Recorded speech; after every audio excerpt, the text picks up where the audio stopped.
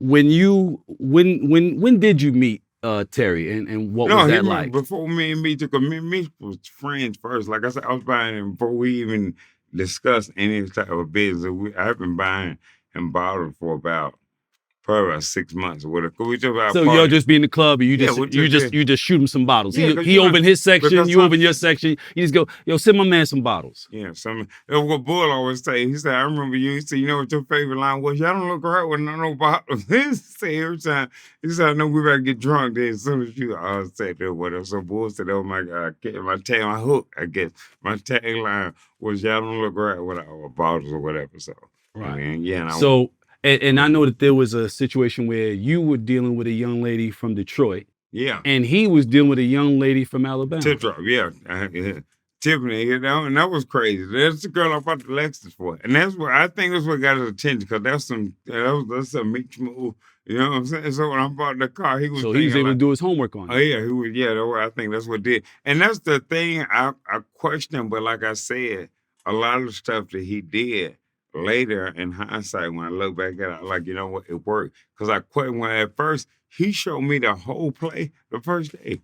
I'm in the first time when I come to Texas, I saw the goddamn plug. The first time you go to where? Texas. When I came. So you went to Texas to do what? Texas to meet T before we started running the play. And is that something that Meech said? He said you got to go to Texas and meet my brother first. He said you said you come to Texas. That was the BMF inauguration. Like I said, I think I'm the last nigga that they made the BMF initiation. Huh? How they do that when they burn the goddamn paper or whatever. I think I had to do the shit for the BMF. All right. And again, nobody else did that. Man, they made nobody else go through. And not they shit, but it was different. T said I ruined the BMF because I worked out so good that I just opened the doors for a bunch of stuff. I said, well, no, see, they just was trying to replace the Monster brand. That didn't happen, right? But either way. That didn't happen? No, of course. The Monsters don't grow on trees, Cavario. Knock it off. Okay? Yeah, you know that. That's man. A fact. Yeah. So, okay. So tell us about that time. That now you go to meet him for the first time. Yeah. Right. Before we do it in the business. Right. Yeah. So you got to meet my brother first. Okay. So that means you got to go to Texas. Yeah. That's what T is at this point. And T, I remember because I kept missing flights. I was like, well, I'm broke, man. Okay, I've got about $2,500 I'm working out, man. I was on it because T was like, it's the man who keep missing on the phone. When I finally got there, he was like, missing the phone. He was like, no, get on this phone. So what was your first impression when you got there? Like when you get off the plane? No, when I got the plane, the first, because I never seen cars with the cameras in the cars. He had the camera, binocular car. And cameras inside the car. Yeah. No, the cameras that you can see outside of the car. It was like the rear camera. You know, like okay. They had cameras around the cars or whatever. So I hadn't seen it. And then we put on the block. You smell the weed when we turn on the damn block. And we in Mansion. You know what I'm saying? The table. But like I said, this is the first day I'm here. Table. What was the house like? Full of. We in Plano, Texas. It was some mansion in Plano. Well, so we went. I remember that, and we and our bags full of money. The plug was there, everything. He showed. I like rocking around robber, the goddamn police. He gave me the whole play, but it did. Like I said, I questioned it then, but then when I thought about it later, like I said, I thought about all this shit after prison. It motivated me because soon as I ain't even get back on the plane yet. When he let me out of the car, I'm on the phone with the homies. Like, look, we bullshit, man. We bullshit. We think with these 30 bricks we doing, we think we at the top of the game. We're a big fish and not a big enough pond, okay? So we got to be a big fish and the biggest goddamn pond. We got a lot of work to do. They're like, what? I like, man. I said, I talked to him when I get there. I ain't even the door didn't close good on the truck when he let me out. Like, I'm like, no, I immediately called. I remember that. I hadn't even got on the plane. I don't even think I made the ticket yet.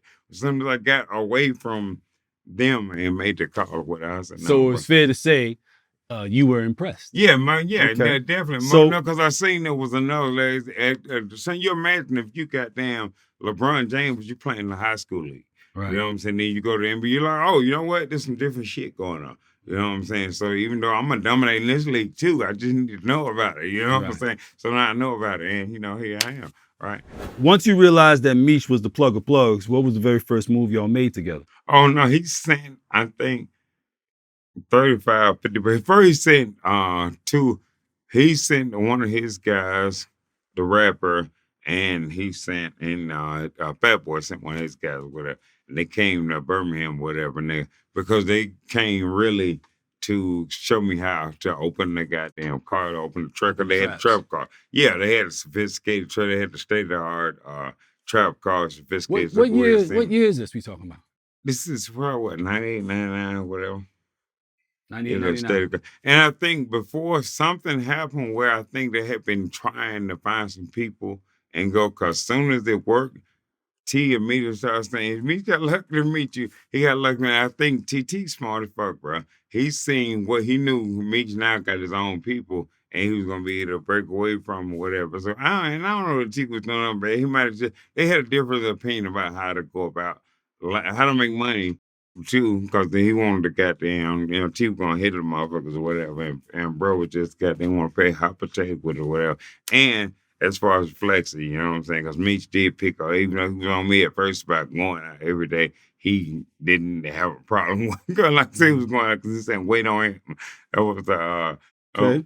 was the So after the first meeting, you called your homies, you let them know, yo, it's some different shit. We got to prepare for this. So you get your first thing. First they send Meech sends Blue, and Terry sends somebody from his team. He sends Black. Yeah. Okay.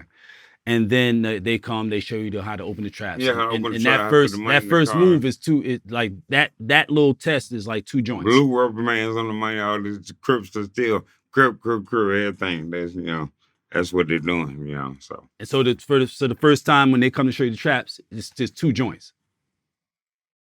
Yeah, for what they did, because I think it was a limo. I can't remember the dude's name, the guy. I remember what he looked like. I can point him out right now.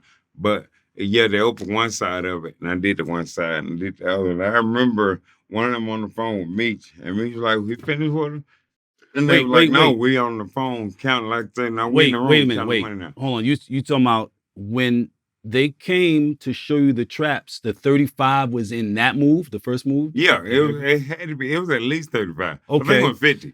Okay, so they get there, you get the 35. Yeah, you get the 35, and within how much time? Okay, it was dead. It was shit. That took a couple hours, bro, because you had the bricks was going for 26. So it was kind of dry. That's what the market price. That's what the market price was. 26. He was giving me for 18, telling me to sell them for 18. I'm like, nigga, I'm not doing that. They were telling you selling for what? 18. No, Meech wanted me to sell them for 18. I'm like, bro, I'm gonna sell them for 22. And he went out selling them for 22. I still remember the day. It would take 3 goddamn times. Like, bro, stop fucking, because they like, what's wrong with them? Because they know I know the price. And I'm selling for 22. They're like, why are you selling them so cheap? Your customers are asking you what's wrong. Yeah, they ask me like, what? Because I'm getting them. Because somebody's trying, like I said, we might not have the 30, and I might need to get one from him, whatever. You know what I'm saying? So I would go back for so they know, and I'm selling them to them. So they know, and they're like, you just told me something $4,000 cheap. Like, well, I know you can get more money from me. What are you doing? I'm like, no, the nigga who I got them from want me to sell them cheaper than that. I say, I don't know if he had a lick or what, but he just trying to get rid of the motherfucker, man. Like he want him. That was always a thing that came out all the time. People always were saying, they must have hit a lick.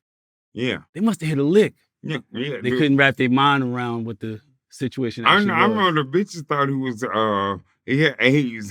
That's why he giving all his money, because he wasn't ever fucking under strippers or whatever. So that was I don't know, wondering what the hell was going on. That's bugged out. Yeah, that's a crazy conclusion to jump to.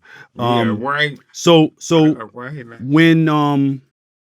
when you did them first joints in a few hours, what was your PC like? What was your profit like off that? Oh yeah, no. I was getting over like 4,000 a brick. So you get 4,000 a brick off 50 bricks. Well, yeah, that kind of broke shit went out the window fast. So, I'm like, but it's the greatest plan. Shit, you was on the road. You was on the road to rich. Yeah, I was a millionaire. Like made a couple $100,000 in a couple hours. It wasn't even too much before I had it. I remember that.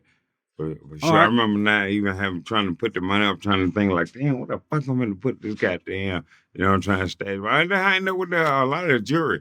I bought because I got some money. I think I got like 300,000. I was in Atlanta and we was in a townhouse. I was like, damn, these white boy, I can't put this shit in here. Whatever. So I just want to buy some jewelry, whatever. So. So you bought the jewelry to kind of condense the money. Yeah, because he gonna blow the guy. If I give the money to this man, this shit going in the air. We're in the club. Even they have 30 we gonna get there. strippers. We gonna get there. We gonna I'm get not there. giving this nigga this We gonna get goddamn. there. I knew what the fuck he was about to do with it. Oh, That nigga is crazy. So, after that first 35, what kind of loads are you handling after? No, I don't think I ever got under 50 with him or whatever. Because what he would do, because I always say, he always laugh when I say, because I remember the first load I got down to the last 5, and he's about to send the car. It was like the next day or whatever. He like, well, I'm gonna send the car, and I'm gonna send 50 now. Or whatever. And then, like I said, I think they had been trying before and they hadn't been working or whatever. Cause I do kind of remember. Before I was getting vague pieces of conversation and stuff. And so he was like, no, I'm sending. I'm like, well, I'm gonna clear a tab. He's like, listen, man, you're never gonna clear a tab, okay? If you got something you want to get, take the shit out of there, take the money out of there, put whatever money you got left in the thing, whatever, and take whatever out of the tank, put that out there, and put whatever money you got in the tank, whatever. So I always said, we could have fucked the sack. Unfortunately, we never did, but you wouldn't have knew the way he was running the system. You would never know. And T told me when I first, I think he complained. Well, not even complained, but he was on me about missing on the flight. He was like, you don't be able to buy one of anything in the world, whatever. So he did. That was this marketing pitch. But I'm like, no, bro, we some criminals, bro. We looking for some dope. Are we ready? I'm tripping, you know what I'm saying? I ain't got to be convinced. I just need to work. So.